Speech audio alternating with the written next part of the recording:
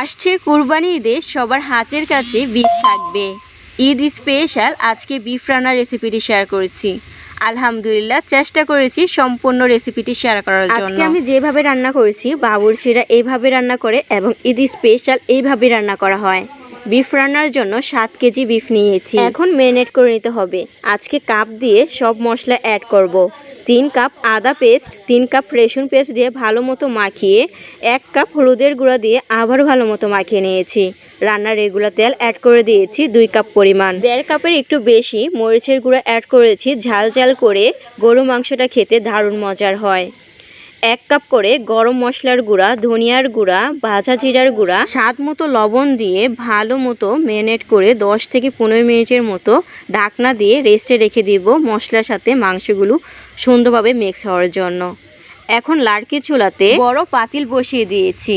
3 cup পেঁয়াজ কুচি, 4 cup রান্নার রেগুলার তেল দিয়ে এলাচ, দারচিনি, লবঙ্গ সব কিছু দিয়ে বিফগুলো অ্যাড করে দিতে হবে।